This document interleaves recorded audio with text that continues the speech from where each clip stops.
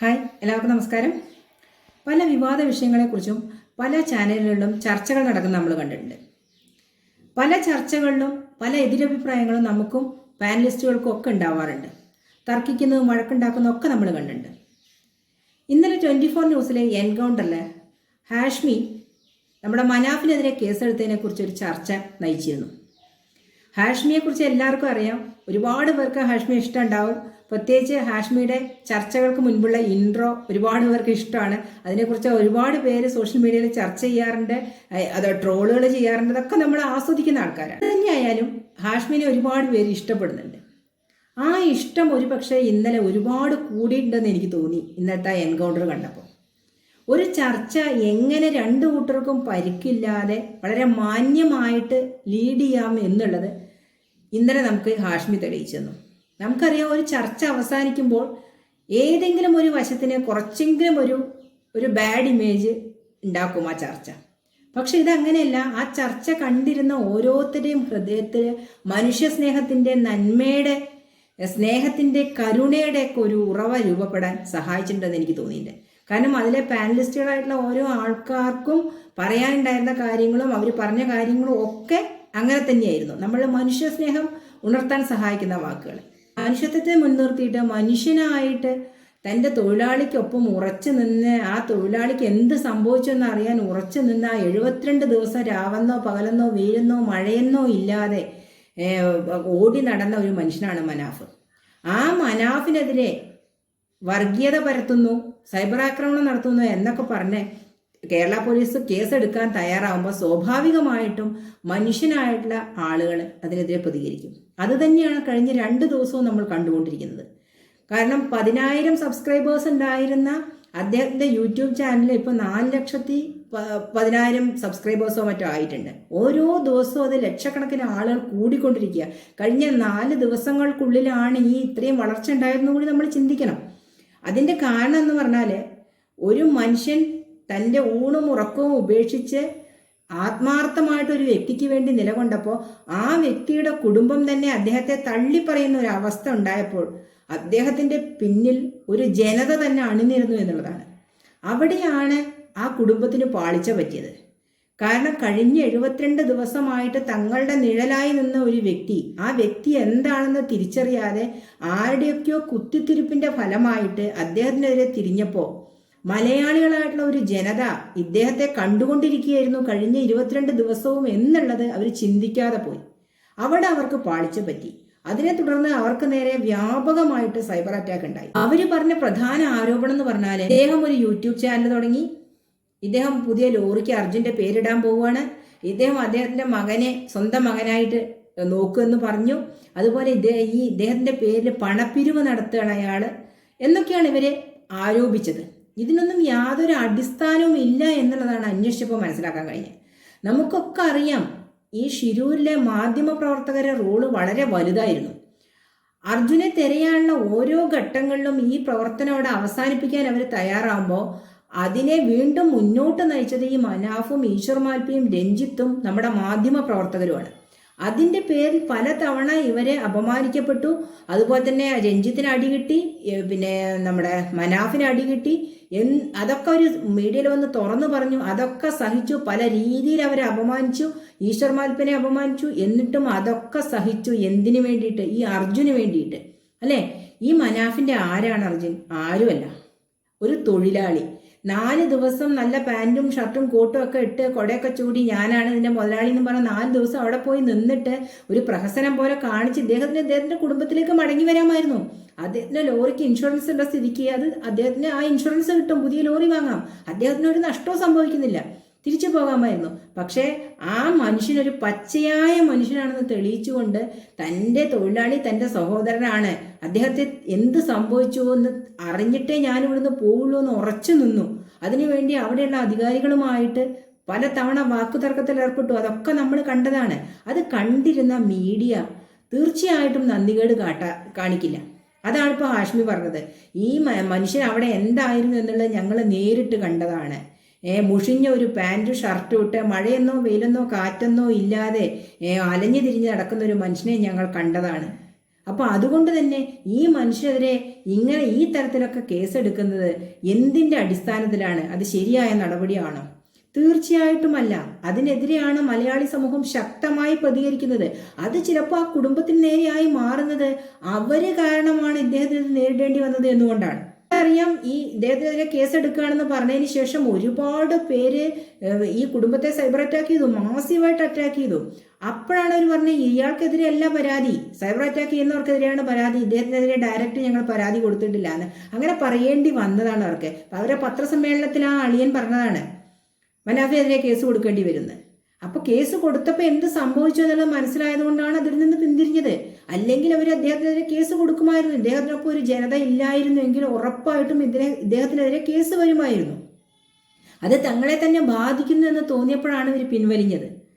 എന്ത് സംശയത്തിന്റെ അടിസ്ഥാനത്തിലാണെങ്കിലും ഇത്രയും കാലം തങ്ങളുടെ കൂടെ നിന്ന ഒരു മനുഷ്യനെ ഒരു നിമിഷം കൊണ്ട് തള്ളി പറയാൻ ആ കുടുംബത്തിന് കഴിഞ്ഞവിടെയാണ് നന്ദികേടിന്റെ ആൾരൂപമായി മാറിയത് ആ ആളിയെ. അത് പറയാതിരിക്കാൻ കഴിയില്ല. അവരെ കുറ്റപ്പെടുത്തല്ല, അവരുടെ മാനസികാവസ്ഥ എല്ലാം അറിയാം. ആത്യന്തികമായിട്ട് എല്ലാ നഷ്ടവും അവർക്ക് മാത്രമാണ്. മനാഫിനേക്കാൾ നഷ്ടം, മനാഫിന് ഒരു നഷ്ടവുമില്ല, നഷ്ടം സംഭവിച്ചത് ആ കുടുംബത്തിനാണ്. അതെല്ലാവരും മനസ്സിലാക്കുന്നുണ്ട്. അതുകൊണ്ടാണ് ഒരു പരിധിയിൽ കവിഞ്ഞ ആ കുടുംബത്തിനെ പലരും ഒന്നും പറയാതിരിക്കുന്നത്. മനാഫിനോടുള്ള സ്നേഹം മുൻനിർത്തിയിട്ട് അവരെ ഒരു പരിധിയിൽ കൂടുതൽ ആക്രമിക്കാൻ പല ആളുകളും തയ്യാറാവാത്ത അതുകൊണ്ടാണ്. വൈകാരികമായി പ്രതികരിക്കുന്ന റെജി ലൂക്കോസിനെ പോലുള്ള ആളുകളെ അറിയാതെ പറഞ്ഞു പോകും, പ്രതികരിച്ചു പോകും.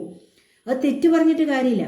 75,000 രൂപ ശമ്പളം അദ്ദേഹത്തിന് ഉണ്ടെന്ന് പറഞ്ഞാണ് അവർ വലിയ തെറ്റായി കണക്കാക്കിയത്. ഞാനും അന്നതിനെ വിമർശിച്ചിരുന്നു. ഒരു ലോറി ഡ്രൈവർക്കൊക്കെ 75,000 രൂപ കിട്ടും. പക്ഷെ അതിനുള്ള മറുപടി അയാൾ വ്യക്തമാക്കാത്ത രീതിയിൽ ഒരു ചാനലിൽ പറഞ്ഞു. നിങ്ങൾ കേട്ടിട്ടുണ്ടോ ശ്രദ്ധിച്ചിട്ടുണ്ടോ എന്നറിയില്ല.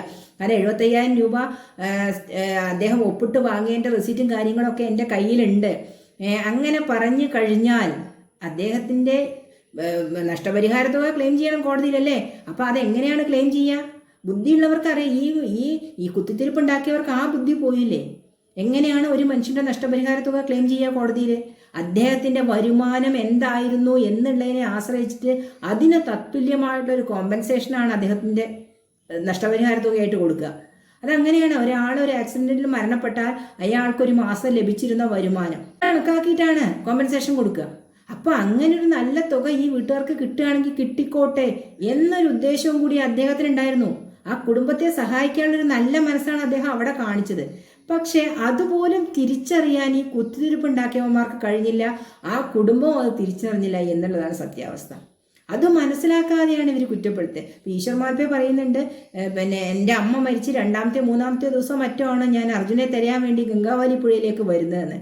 അദ്ദേഹത്തിൻ്റെ കുടുംബത്തിന് അദ്ദേഹത്തെ ആവശ്യമുള്ള സമയത്താണ് അദ്ദേഹത്തിന് യാതൊരു പ്രയോജനവും ഇല്ലാത്തൊരു കാര്യത്തിന് തന്നെ അദ്ദേഹം പറയുന്നു അദ്ദേഹത്തിന് യൂട്യൂബ് ചാനലുണ്ട്, അതിൽ നിന്ന് വരുമാനം ലഭിക്കുന്നുണ്ട്.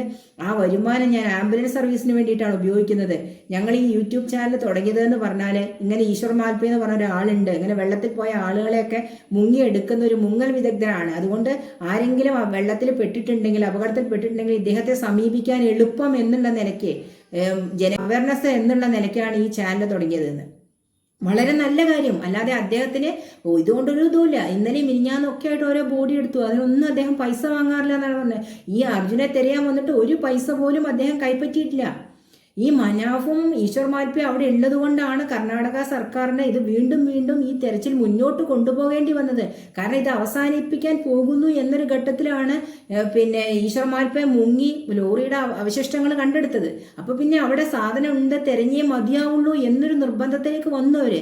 അതുകൊണ്ട് തന്നെ കർണാടക സർക്കാരിന്റെ കണ്ണിലെ കരടാണ് ഈ ഈശ്വർ മാൽപ്പയും മനാഫും നമ്മുടെ മാധ്യമ പ്രവർത്തകരും. അത് നമ്മൾ എന്നോ തിരിച്ചറിഞ്ഞതാണ്. അതൊന്നും മനസ്സിലാക്കാതെ ഈ കുടുംബം പറയുന്ന എന്താണ്, അവിടുത്തെ സർക്കാർ കാര്യക്ഷമമായി അന്വേഷിച്ചിരുന്നു, ഇവരാരും ഇല്ലെങ്കിലും അവരെ അന്വേഷിക്കുമായിരുന്നു എന്നുള്ളത് അവർ വ്യംഗ്യത്തിൽ പത്രസമ്മേളനത്തിൽ പറഞ്ഞു വെച്ചു. എത്ര നന്ദികേടാണ് അവർ ചെയ്തത്, ആലോചിച്ച് നോക്കൂ. അപ്പോൾ അവർ തള്ളിപ്പറഞ്ഞാലും വലിയൊരു വിഭാഗം വരുന്ന ജനത ഇവരെ ഏറ്റെടുത്തു. അതിനിടയിൽ കുറേ വർഗീയത പരത്തുന്ന കുറേ വിഷജന്തുക്കൾ നമുക്ക് ഇറങ്ങിയിട്ടുണ്ട്. എവിടെയും ഇങ്ങനെ ഉണ്ടാവുമല്ലോ കുറേ ജന്തുക്കൾ. എത്ര നല്ല പ്രവൃത്തി ചെയ്താലും അതിൻ്റെ ഇടയിൽ വർഗീയത കലർത്തുന്ന ചില ആളുകൾ. ഈ വർഗീയ വിഷം പടർത്തുന്ന ആളുകളുടെ അടുത്ത് ചെന്നിട്ട് ഈ അതേ വർഗത്തിൽപ്പെട്ട ഒരുത്തനൊരു സഹായം ആവശ്യപ്പെട്ട് നോക്കൂ, അവനൊരിക്കലും സഹായിക്കില്ല. തൻ്റെ ആളാണ് എന്ന് പറഞ്ഞുകൊണ്ട് അവൻ സഹായിക്കില്ല. പക്ഷേ ഇവൻ ആർക്കെതിരെ പറയുന്നു അവനൊരു പക്ഷേ സഹായിക്കും. സഹായിച്ച ചരിത്രമുണ്ട്. ഇവൻ ഒരാൾക്ക് ഒരു നന്മ ചെയ്യാൻ കഴിയില്ല, പക്ഷെ ഘോരം വർഗീയത പറയാൻ കഴിയും. മനാഫ് അവന്റെ ജാതിയോ മതമോ വർണ്ണോ ഒന്നും നോക്കിയിട്ട് വിലയിരുത്തപ്പെടേണ്ടവനല്ല. അവനൊരു മനുഷ്യനാണ്, തികഞ്ഞ ഒരു മനുഷ്യനാണ്. അതാണ് നമ്മൾ മനസ്സിലാക്കേണ്ടത്. നമ്മുടെ സമൂഹത്തിന് ഇങ്ങനെയുള്ള മനുഷ്യന്മാരെയാണ് ആവശ്യം. നമ്മുടെ സമൂഹം നിലനിൽക്കണമെങ്കിൽ ഇങ്ങനെയുള്ള മനുഷ്യന്മാർ വേണം. നാളെ നമ്മളും ഇതേ സാഹചര്യത്തിൽ അകപ്പെടാം. അപ്പൊ നമ്മളെ ഒരാൾ സഹായിക്കണം എന്നുണ്ടെങ്കിൽ ഇങ്ങനെയുള്ള ആളുകൾ നമ്മുടെ സമൂഹത്തിൽ വേണം. അല്ലെങ്കിൽ എന്താണ് ഇപ്പൊ ചിന്തിക്കുക? ഇപ്പോൾ പൊതുവെ ഒരാളെ സഹായിക്കാൻ പോകുമ്പോൾ മനാഫിന്റെ അവസ്ഥയാണ് എല്ലാവരും ചിന്തിക്കുക. കാരണം നന്മ ചെയ്തിട്ട് അയാൾക്ക് കിട്ടിയ പ്രതിഫലം എന്താണ്? വെറും തിന്മയും കല്ലേറും കേസും കോടതിയും ഒക്കെയാണ് അയാൾക്ക് കിട്ടിയത്. അപ്പൊ ഞാൻ എന്തിന് എൻ്റെ സമയവും എൻ്റെ അധ്വാനവും എല്ലാം മുടക്കി ഞാൻ എന്തിന് മറ്റുള്ളവർക്ക് നന്മ ചെയ്യണം, എന്നിട്ട് ഞാൻ എന്തിന് പൊല്ലാപ്പ് പിടിക്കണം എന്ന് എല്ലാവരും ചിന്തിക്കുള്ളൂ. നമുക്കറിയാം, പണ്ട് കാലങ്ങളിലൊക്കെ റോഡ് സൈഡിൽ ആക്സിഡന്റ് ആയി കിടന്നിരുന്ന ആളുകളെയും വീണ് കിടന്നിരുന്ന ആളുകളെയൊക്കെ എടുത്ത് ഹോസ്പിറ്റലിൽ എത്തിക്കുമായിരുന്നു ആൾക്കാരെ. പക്ഷെ ഇന്നത് ചെയ്യും ആരെങ്കിലും? ഒരു ആക്സിഡന്റ് നടന്നാൽ പുറകെ വരുന്ന വണ്ടിക്കാരൻ കൂടി തിരിഞ്ഞു നോക്കില്ല. റോഡരികിൽ ഒരുത്തം വീണ് കിടന്ന് ചത്താൽ തിരിഞ്ഞു നോക്കില്ല. കാരണം എന്താണെന്നറിയോ? ഇതിന്റെ പുറകെ കേസും കാര്യങ്ങളൊക്കെ വരികയാണ്. പിന്നെ അയാൾ കോടതി കയറി ഇറങ്ങേണ്ടി വരികയാണ്. അങ്ങനെ ഒരു സിറ്റുവേഷൻ മാക്സിമം അവോയ്ഡ് ചെയ്യണം ആൾക്കാർ. ഞാൻ എന്തിനൊരാൾക്ക് നന്മ ചെയ്തിട്ട് കേസും കോടതിയായിട്ട് കയറി ഇറങ്ങി നടക്കണം? അതിന് ഞാൻ തയ്യാറല്ലാന്ന് തീരുമാനിക്കുക ആളുകൾ. അങ്ങനെ ഓരോ മനുഷ്യനും ചിന്തിച്ചു കഴിഞ്ഞാൽ ഈ അപകടത്തിൽ പെടുന്ന ആളുകളൊക്കെ എന്തു ചെയ്യും? അവിടെ കിടന്ന് ചാവും. അവനെ തിരിഞ്ഞു നോക്കാൻ ഒരാളും ഉണ്ടാവില്ല. അവന്റെ കുടുംബം തന്നെ ഇറങ്ങേണ്ടി വരും.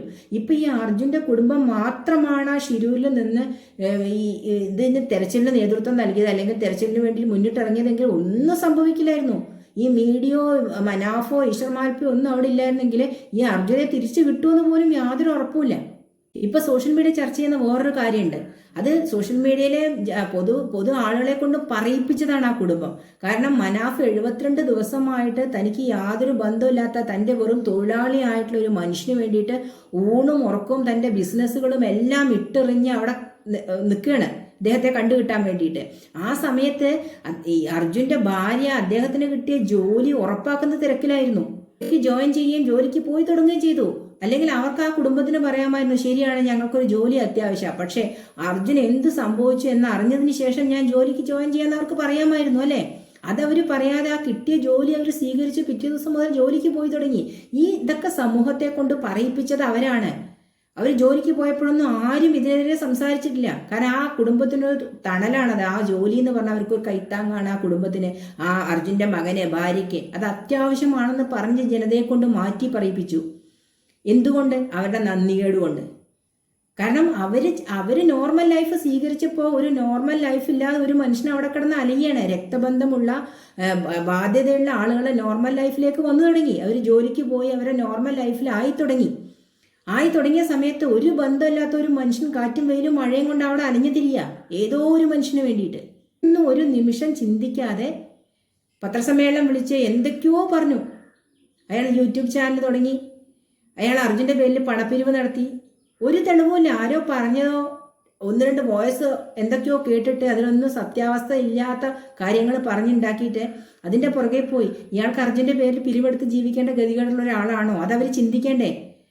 5-6 വാഹനങ്ങളും തടിമില്ലും മലേഷ്യയിലൊക്കെ ഹോട്ടൽ ബിസിനസ്സും ഒക്കെ ഉള്ള ഒരു മനുഷ്യനെ ഈ പിരിവെടുത്ത് ജീവിക്കേണ്ട ആവശ്യമുണ്ടോ? അല്ലെങ്കിൽ യൂട്യൂബ് ചാനൽ നടത്തി ജീവിക്കേണ്ട ആവശ്യമുണ്ടോ? അല്ലെങ്കിൽ ആ യൂട്യൂബ് ചാനൽ എങ്ങനെയാണ് മുന്നോട്ട് പോകുന്നത്, അതിന്റെ കണ്ടന്റ് എന്താണ് ആ യൂട്യൂബ് ചാനൽ അദ്ദേഹം പറഞ്ഞിരിക്കുന്നത്? ഒരു വട്ടം പോലും കയറി നോക്കാതെയാണ് ഇതിൽ പറഞ്ഞിരിക്കുന്നതും കൂടി ആലോചിക്കണം. കാരണം അയാളുടെ ചാനലിൽ കയറി നോക്കിയിട്ടുള്ളവരാണെങ്കിൽ ഇയാളെ കുറ്റപ്പെടുത്തുന്നത്. അയാൾ പറയുന്നുണ്ട്, അർജുനെ കിട്ടിക്കഴിഞ്ഞു കഴിഞ്ഞാൽ സ്വാഭാവികമായിട്ട് ഞാൻ ഈ ചാനൽ വേറൊരാൾക്ക് കൈമാറും, ഏതെങ്കിലും സൽപ്രവൃത്തി ചെയ്യുന്ന ആളുകൾക്ക് കൈമാറും, അവർ ആ സൽപ്രവൃത്തി ചെയ്യട്ടെ എന്നാണ് പറഞ്ഞത്. അയാളെ തുടർന്നു പോകാൻ ആഗ്രഹിച്ച വ്യക്തിയല്ല. അയാൾ പറയുന്നുണ്ട്, അർജുനെ കിട്ടിയ അന്ന് മുതൽ ഞാൻ അതിൽ ഒരു വീഡിയോയോ ഒന്നും ചെയ്തിട്ടില്ല എന്ന്. ശരിയാണ്, വെറും 10,000 സബ്സ്ക്രൈബേഴ്സ് ഉണ്ടായിരുന്ന ഒരു ചാനൽ ഇപ്പം 4,10,000 പേരോ മറ്റോ ആയി. ഓരോ നിമിഷവും അതിങ്ങനെ കൂടിക്കൊണ്ടിരിക്കുക. ഞാൻ ഈ വീഡിയോ ചെയ്യുന്ന സമയത്ത് ചിലപ്പോൾ 4 ലക്ഷം ആയിട്ടുണ്ടാവും. അത് അദ്ദേഹത്തെ സ്നേഹിക്കുന്ന ആളുകളുടെ എണ്ണം കൂടുന്നത് കൊണ്ടാണ്. അത് മനസ്സിലാക്കാനുള്ള ആ വിവേകം, ഒരു തിരിച്ചറിവ്, ഒരു മനുഷ്യനെ മനസ്സിലാക്കാനുള്ള തിരിച്ചറിവ് ആ കുടുംബത്തിനില്ലാതെ പോയി. അത് തന്നെയാണ് അവർക്ക് നേരെ വരുന്ന സൈബർ അറ്റാക്കിന് ആധാരവും. അതിന് മറ്റുള്ളവരെ കുറ്റം പറഞ്ഞിട്ട് കാര്യമില്ല. എന്ന് പറയുന്നുണ്ട് അവരുടെ മാനസികാവസ്ഥ, അവർ ആദ്യമായിട്ട് സൈബർ അറ്റാക്കിനെ നേരിടുന്നത് കൊണ്ട്, അതുകൊണ്ടൊക്കെയാണെന്ന് പറഞ്ഞത് ശരിയായിരിക്കാം. പക്ഷേ വിവേകം എന്നൊരു സംഭവം ആ മനുഷ്യനുണ്ടാവണം, അല്ലേ? ആ അളിയൻ എന്ന് പറഞ്ഞ മനുഷ്യനെ വിവേകം, ഇത്രയും പ്രായമുള്ളൊരു മനുഷ്യനാണ്, ചെറിയ കുട്ടിയൊന്നല്ല, 10, 20, 22 വയസ്സുള്ളൊരു മനുഷ്യനല്ല. അയാളും ഈ മനാഫിന്റെ കൂടെ തോളോട് തോൾ ചേർന്ന് നടന്നിരുന്നതാ അർജുനെ കിട്ടുന്നത് വരെ. അതുവരെ അവർക്ക് ഈ മനാഫിനെ കുറിച്ച് ഒരു കംപ്ലൈൻറ്റും ഉണ്ടായിരുന്നില്ല. അപ്പൊ ആ മനുഷ്യന് ഒരു നിമിഷം ഈ വ്യക്തിയെ കൊണ്ട് ഏതെങ്കിലും ഒരു തരത്തിൽ നന്മ ഉണ്ടായിട്ടുണ്ടോ എന്ന് ചിന്തിക്കണമായിരുന്നു ഇയാൾക്കെതിരെ തിരിയുന്നതിന് മുമ്പേ. അപ്പൊ അവരെന്താണ് പറയുക, തങ്ങൾക്ക് കിട്ടുന്ന മീഡിയ അറ്റൻഷനേക്കാൾ കൂടുതൽ, അല്ലെങ്കിൽ തങ്ങൾക്ക് ജനങ്ങളിൽ നിന്ന് കിട്ടുന്ന സ്നേഹത്തെക്കാൾ കൂടുതൽ മനാഫിന് കിട്ടുന്നു എന്ന് തോന്നിയ ഒരു ഘട്ടത്തിൽ ആരോ പിന്നിൽ നിന്ന് കുത്തിത്തിരിപ്പുണ്ടാക്കിയതാണ്. അതിലവർ വീണുപോയി. അവിടെയാണ് അവർക്ക് പിഴവ് സംഭവിച്ചത്. ആ കുത്തിത്തിരിപ്പുണ്ടാക്കിയ ആളുടെ ആ വാക്കുകളിൽ അവർ വീണുപോയി. ഇപ്പോൾ ജനങ്ങൾ മുഴുവനും അർജുൻ്റെ കുടുംബത്തോടൊപ്പം നിൽക്കേണ്ട ആ സന്ദർഭത്തിൽ ആ കുടുംബത്തെ കുറ്റപ്പെടുത്തിക്കൊണ്ടിരിക്കുകയാണ് ദിവസം പ്രതി. അതിനുള്ള അവസരം അവർ തന്നെ സൃഷ്ടിച്ചു കൊടുത്തു. മനാഫിന്റെ ഭാഗത്ത് ഒരു തെറ്റുമില്ല. ഈ നിമിഷം വരെ മനാഫ് ആ കുടുംബത്തെക്കുറിച്ചോ ആ കുടുംബത്തിലെ ഒരു അംഗത്തെക്കുറിച്ചോ ഒരു കുറ്റവും കുറവും പറഞ്ഞിട്ടില്ല. തനിക്ക് നേരെ ഇത്ര ആക്രമണം ഉണ്ടായിട്ടും തനിക്ക് നേരെ കേസ് ഉണ്ടായിട്ടും ആ കുടുംബത്തെ തള്ളി പറഞ്ഞിട്ടില്ല. അതാണ് ആ മനുഷ്യന്റെ മഹത്വം. അത് അവർക്ക് തിരിച്ചറിയാൻ കഴിയാതെ പോയി, അല്ലെങ്കിൽ അവർക്ക് മനസ്സിലാക്കാൻ കഴിയാതെ പോയി. അവിടെയാണ് അവർക്ക് പിഴവ് സംഭവിച്ചത്. നാളെ ഇതുപോലെ നന്മ ചെയ്യുന്ന ഒരു വ്യക്തിക്ക് നേരെ ഇങ്ങനെയുള്ള കേസും കള്ളക്കേസുകളും ഒന്നും ഉണ്ടാവാതിരിക്കട്ടെ. കാരണം അങ്ങനെയൊക്കെ കേസുകൾ വന്നു കഴിഞ്ഞാൽ ഇനി ഒരു വ്യക്തി മറ്റൊരു വ്യക്തിക്ക് വേണ്ടി ഇതുപോലെ നിലകൊള്ളില്ല. തൻ്റെ ജീവനും ജീവനോപാധിയും ഒക്കെ നഷ്ടപ്പെടുത്തിയിട്ട് ഒരിക്കലും 2-2.5 മാസമൊന്നും നിലകൊള്ളില്ല. ഓരോ വ്യക്തിയും അവനവൻ്റെ കാര്യം നോക്കി ഇട്ടെറിഞ്ഞു പോകും.